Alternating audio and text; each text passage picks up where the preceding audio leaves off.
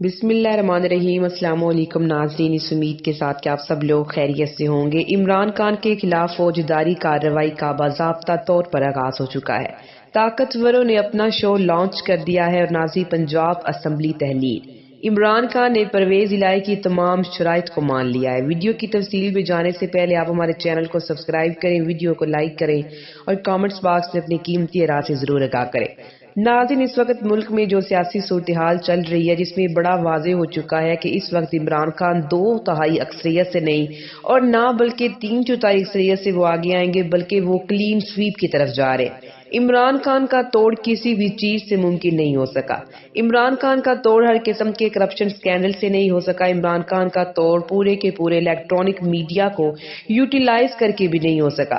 اور ناظرین، عمران خان کی کردار کشی کر کے بھی یہ توڑ نہیں کیا جا سکا۔ توشہ خانہ کا ریفرنس آپ کے سامنے ہے۔ عمران خان کو آپ نے نااہل کیا، فارن فنڈنگ کا کیس بنایا، پارٹی صدارت سے ہٹانے کی پلاننگ کی، minus Imran Khan minus P T I, سب کچھ ختم ہوا۔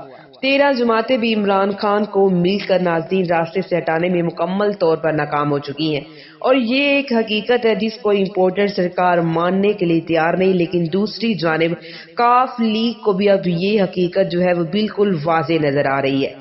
کاف لیگ یہ سوچ رہی ہے کہ ہمارے پاس وزیر اعلیٰ کی کرسی ہے، ہم اسمبلی تحلیل کر دیں، الیکشن ہو جائیں گے تو تحریک انصاف تو اکثریت لے جائے گی اور تحریک انصاف کو ہماری 10 سیٹوں کی ضرورت نہیں رہے گی، تو ہمارا کیا بنے گا؟ کاف لیگ کو اچھی طرح سے اندازہ ہے کہ 10 سیٹوں کے ساتھ وزیر اعلیٰ کوئی بھی نہیں بن سکتا، اور ناظرین لوگ تو 20 اور 30 سیٹ کاف لیگ کی قومی اسمبلی کی 5 نشستیں، یہ انہیں 10 کرنا چاہتے ہیں، ایم پی کے لیے 10 سیٹیں ہیں، یہ ان کو بھی بڑھانا چاہتے ہیں۔ اور ناظرین، اس وقت خبر یہ سامنے آئی ہے کہ مسلم اوقاف کے رہنما مؤنس الہی نے عمران خان سے پنجاب اسمبلی ٹوٹنے سے قبل سیٹ ایڈجسٹمنٹ مانگ لی ہے۔ پنجاب اسمبلی ٹوٹنے سے پہلے مستقبل کی سیٹ ایڈجسٹمنٹ کی تیاری جاری ہے۔ رکن قومی اسمبلی مؤنس الہی نے عمران خان سے ملاقات میں ناظرین اپنے تمام پتے کھول کر رکھ دیے ہیں۔ عمران خان سے ہونے والی ملاقات میں مؤنس الہی نے سیٹ ایڈجسٹمنٹ مانگی ہے، جبکہ صدر عارف علوی سے ملاقات میں پرویز الہی نے بھی اسمبلیوں کی تحلیل سے پہلے سیٹ ایڈجسٹمنٹ پر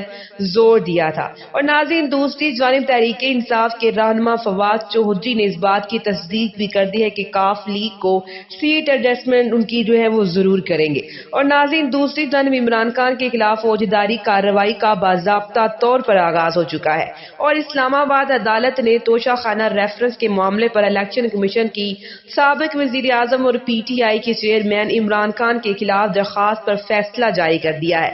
ڈسٹرکٹ سیشن کورٹ اسلام آباد کے ایڈیشنل سیشن جج ظفر اقبال نے توشہ خانہ ریفرنس کے معاملے پر فیصلہ جاری کیا، جس کے مطابق عمران خان کے خلاف فوجداری کارروائی کے لیے الیکشن کمیشن آف پاکستان کی درخواست منظور کر لی گئی ہے۔ اور ناظرین، تحریری فیصلے میں یہ کہا گیا ہے کہ عمران خان کی جانب سے اثاثوں میں توشہ خانہ تحائف چھپائے گئے، اور بادیوں نظر میں عمران خان کا جمع کرایا گیا ڈیکلیریشن بھی غلط ہے۔ اور فیصلے میں یہ بھی کہا گیا کہ عمران خان نے گوشواروں میں تحائف اور ان کی فروخت سے حاصل رقم کی تفصیلات بھی ظاہر نہیں کی۔ عدالتی فیصلے میں یہ بھی کہا گیا ہے کہ عمران خان الیکشن جو ایکٹ کی دفعہ 174 کی خلاف ورزی کے مرتکب ہوئے ہیں۔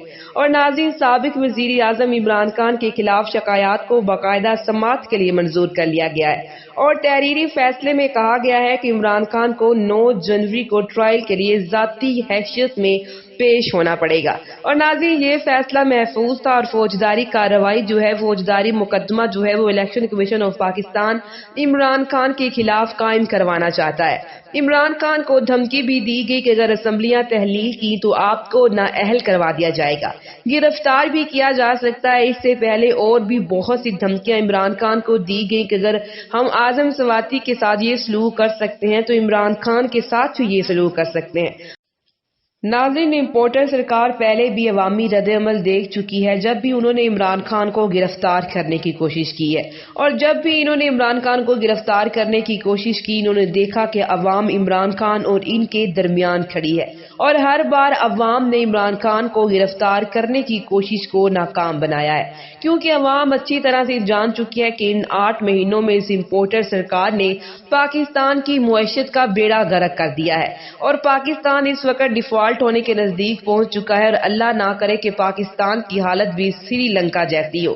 عوام کو اچھی طرح سے اس بات کا پتہ چل چکا ہے کہ پاکستان کی بہتری اگر کسی چیز میں ہے تو وہ صرف اسی میں ہے کہ اس امپورٹر سرکار سے جلد جو ہے وہ چھٹکارا حاصل کیا جائے۔ اور ناظرین، ان کو اچھی طرح سے پتا ہے کہ اگلا وزیر اعظم جو ہے وہ عمران خان ہی ہوگا۔ امپورٹر سرکار اس حقیقت سے بخوبی واقف ہے۔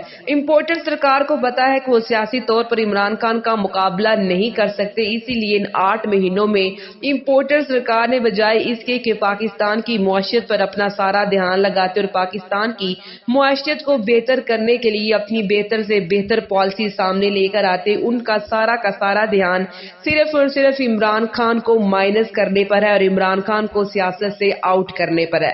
اور ناظرین، ان کی اسی نالائکی اور نااہلی کا نتیجہ یہ ہے کہ آج پاکستان کی معیشت جو ہے وہ بالکل تباہی کے دہانے پر پہنچ چکی ہے۔ اب تک کے لیے اتنا ہی، اسی کے ساتھ مجھے اجازت دیجیے، ملتے ہیں ایک اور نئی ویڈیو کے ساتھ۔ اللہ نگہبان۔ اور پولیس کو آج جو 3 اہم ترین شواہد فراہم کیے گئے وہ انتہائی اہمیت کے حامل ہیں۔ اس مقدمے میں نواز شریف، مریم نواز، ناصر بٹ یقینی طور پر ان کی طلبی ضرور ہوگی۔ تو ناظرین، دوسری جانب ویڈیو کے سٹارٹ میں جس طرح سے میں نے آپ کو بتایا کہ سابق ریٹائرڈ فوجی افسران ہیں، ان کا پاکستانی سیاست کے اندر تجربہ اچھا نہیں رہا۔ سیاست کے اندر مختلف lieutenant general, retired major level کے چند لوگ، انہوں نے مختلف لیول کے سیاسی لوگوں اور پارٹیوں کو جوائن کیا، یعنی کہ نون لیگ، پیپلز پارٹی اور کچھ تو تحریک انصاف کے اندر بھی۔ ناظرین، پھر مرزا اسلم بیگ جو کہ سابق چیف آف آرمی سٹاف ہیں، ایک زمانے کے اندر انہوں نے بھی اپنی پارٹی بنائی، لیکن وہ کامیاب نہیں ہو سکی اور لیفٹنٹ جنرل فیض حمید کو آلریڈی مسلم لیگ نون ٹارگٹ کر رہی تھی۔ اس بنا پر انہوں نے الزامات بھی لگائے اور گزشتہ روز سیاسی اکٹ کے حوالے سے بھی کافی چہم گوئیاں ہوئی تھی، اور وہ بیسیکلی ناظرین جنرل فیض حمید کے فارم ہاؤس رہائش پر ان کی جو مقامی لوگ تھے چکوال کے، وہ لوگ بیٹھے، ان کا اکٹھ ہوا اور گپ شپ ہوئی، اور وہ گپ شپ جب ریکارڈ کی گئی تو اس کے بعد نون لیگ کے حلقوں کے اندر بڑی تشویش اس کے حوالے سے پھیلی کہ جنرل فیض حمید تحریک انصاف کو کیا جوائن کرنے لگے ہیں، کیونکہ وہاں پر جو گفتگو کر رہا ہے، جو اپریسیشن کر رہا ہے، وہ مقامی تحریک انصاف کا رہنما ہے۔ اور ناظرین، اس بنیاد پر کہا گیا کہ وہ پی ٹی آئی کو جوائن کرنے لگے ہیں، لیکن آج جنرل فیض حمید نے اس کے حوالے سے خود آفیشلی اسٹیٹمنٹ جاری کی ہے، اور یہ سب کی ناظرین غلط فہمی ہے کہ عمران خان کی جگہ کوئی اور جو ہے وہ تحریک انصاف کو ٹیک اوور کر سکتا ہے، کیوں نہ وہ جنرل فیض حمید ہی ہو۔ لیکن ناظرین، پی ٹی آئی کے لوگوں کو بھی ان کے حوالے سے بڑے گلے شکوے ہیں۔ نون لیگ والوں نے تو ان کو آرمی چیف کی دور سے شاید اس لیے آؤٹ کیا کہ اس وقت ان کی ذمہ داری تھی۔ ایک بات طے ہے کہ جنرل باجوہ کو علم نہ ہو، جو بھی پالیسی ہوتی ہے یہ ادارے کی پالیسی ہوتی ہے۔ ناظرین، یہ پرسیپشن غلط ہے کہ یہ بندہ باجوہ صاحب کو پسند ہے، جنرل فیض حمید برے ہیں یا اچھے، یا جنرل باجوہ صاحب خود برے ہیں۔ یہ عوام کے ساتھ ڈبل گیم چلتی رہتی ہے۔ جنرل فیض حمید نے جو وضاحت دی ہے، انہوں نے کہا کہ سیاست میں ان کی شمولیت کے حوالے سے باتیں بالکل غلط ہے۔ 2 سال کی پابندی کے بعد بھی میں سیاست کا حصہ بنوں گا، نہ ہی اس کے بعد اور نہ ہی ناظرین پہلے انہوں نے کہا کہ میں بنوں گا۔ لہٰذا سوشل میڈیا پر جو ویڈیو وائرل ہوئی ہے وہ آبائی گاؤں چکوال کی ہے، اور وہاں پر ایک عوامی اجتماع میں شرکت کی ہے۔ اجتماع میں ایک نامعلوم شخص نے یہ بات کی ہے، حالانکہ پی ٹی آئی سے ان کا تعلق ہے، سیاست میں شرکت کی دعوت دی تھی اور کہا تھا کہ آپ نے ترقی کے حوالے سے بڑا اہم کردار ادا کیا ہے۔ اور ناظرین، آج جنرل فیض حمید نے اس کے حوالے سے اپنی جو اسٹیٹمنٹ جاری کیا تو بہت سے لوگوں کو جو غلط فہمی تھی کہ وہ پی ٹی آئی کا حصہ بننے جا رہے ہیں، تو آج ان کی وہ غلط فہمی دور ہو چکی ہوگی۔ اب تک کے لیے اتنا، اسی کے ساتھ مجھے اجازت دیجیے، ملتے ہیں ایک اور نئی ویڈیو کے ساتھ۔ اللہ نگہبان۔